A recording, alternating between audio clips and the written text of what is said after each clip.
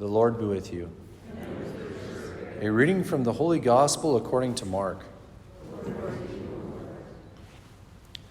Jesus summoned the crowd again and said to them, "Hear me, all of you, and understand. Nothing that enters one from outside can defile that person, but the things that come out from within are what defile." When he got home away from the crowd, his disciples questioned him about the parable.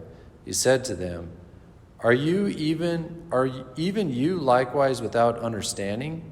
Do you not realize that everything that goes into a person from outside cannot defile, since it enters not the heart but the stomach and passes out into the latrine?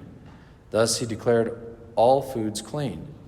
But what comes out of the man, that is what defiles him.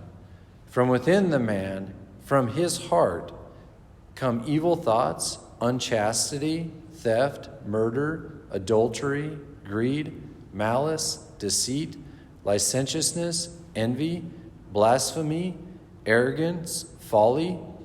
All of these evils come from within, and they defile. The Gospel of the Lord.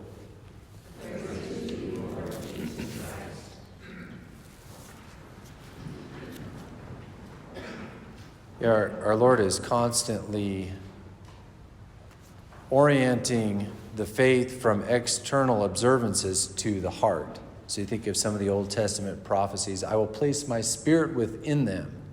So he's fulfilling these ancient prophecies and desires that man is going to walk with God, not in these external rules and observances, but from within. His spirit will guide them from within. So he's addressing in our gospel this issue that the law was all these external observances. Don't eat pork, do this, wash your hands, all these. That's what's going to justify a man.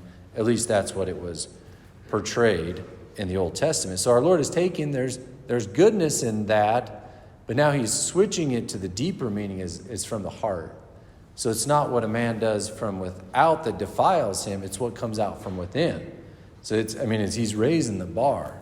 And so from that he says, from within a man, from within his heart, come evil thoughts, unchastity, theft, murder, adultery, greed, malice, deceit, licentiousness, envy, blasphemy, arrogance, folly, and the like. These come from within, and then it manifests itself in actions, but that's what defiles the person. It's not just these regs. So that's what our Lord is doing in the gospel, right? He's always bringing it to the heart of the matter, and it's beautiful. It's challenging as well. So we have other instances of like our Lord saying, whoever looks at a woman lustfully has already committed adultery with her in his heart. He didn't even act on it. He just thought about it, entertained those thoughts. That's adultery from the heart, right? So he's going deep. He's raising the bar high.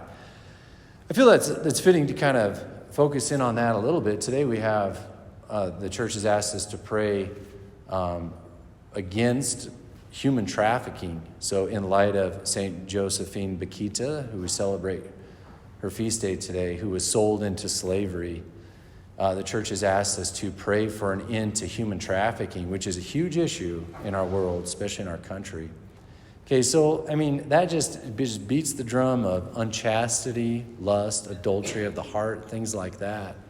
Okay, and we're not just born with that, like we inch our way down that road. I'm sure the people that are involved with that don't just jump right into that. They start somewhere down that wrong road. And I would say it probably has to do with pornography, things of that lustfulness of the eye, allowing ourselves to entertain these lustful thoughts. Our Lord's getting to the heart of the matter. So the antidote to even entering down that road of lust has to do with the heart, and we call this custody of the eyes. So just choosing not to look lustfully at somebody. This is male and female. Okay, so this is a good exercise because we can control our eyes. Don't look at that. Look straight ahead. I was just in Hawaii, Waikiki Beach for a week. Plenty of opportunity to exercise custody of the eyes. Okay? We're given a lot of opportunity throughout our world, just whether it's lust or not. Focus on what we're intending. Focus on the good. Don't let the eye wander and then gaze and then daydream and fantasize, and pretty soon you're way down that road. Okay, so this is good. This is human freedom. That's what our Lord is leading us to. But we got to do our part. We got to cooperate the grace. Don't let this gospel pass us by. Choose to focus on the good.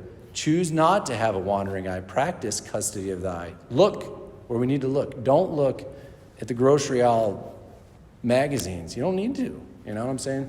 The world's always trying to get our attention, whether it's lust, whether it's something else. We have in our power to choose not to look, to choose not to let this stuff enter our minds, take root in our heart, and then bear fruit with negative consequences. So let's do our part. Let's listen to our Lord's word, who came to set us free, to allow his Spirit to live within us, that we may be guided by it, that we may choose what is good, true, and beautiful.